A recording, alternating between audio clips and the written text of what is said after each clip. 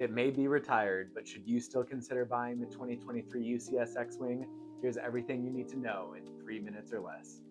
In the box, you'll find 10 numbered bags making up the build for the X-Wing. You'll also find 2 minifigs, Luke Skywalker in his orange pilot jumpsuit, and R2-D2 with some back printing.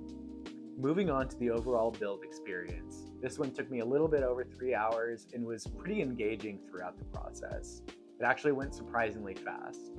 You spin bags 1 and 2 building up the Technic frame and the body, bags 3 and 4 building up the side panels and the nose, bag 5 building the display stand, bags 6 through 9 building the wings, and bag 10 building the engines.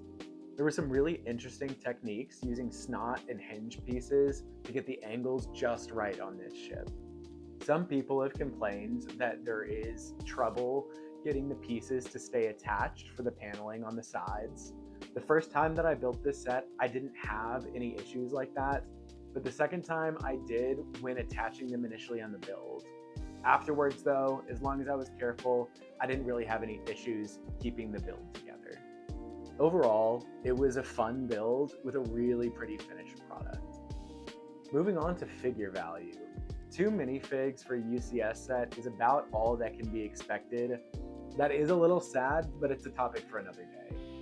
As far as the figures in this set, the Luke Skywalker is the best pilot Luke that we've ever gotten with those dual molded legs. The R2 is nothing to write home about, but it's nice that we got the new improved version of him with the back printing. As far as display value, as I said with the land speeder, this is a UCS set, so display was first and foremost in mind for the designers. I would argue they left no stone left unturned for adding detail to this ship. It's nice that this is one of the first UCS models with a printed display plaque as well. I, for one, am very excited to add this to my shelf of UCS sets behind me. As far as size goes, this is one of the UCS sets that's an oversized Starfighter model. Again, some people have some issue with that. I think that the detail is incredible. I think it pairs very well with the other models of the same type. The biggest complaint on the size is that they use a normal minifig sized R2-D2 for a set that is very obviously not minifig scale. He does look a little goofy back there. As far as my overall opinion, I find this one pretty hard to pass up. I got it myself back around the time when it released for full price, and I am happy with the purchase. I think it's such an iconic ship from the franchise that I just needed it in the UCS size. What do you guys think?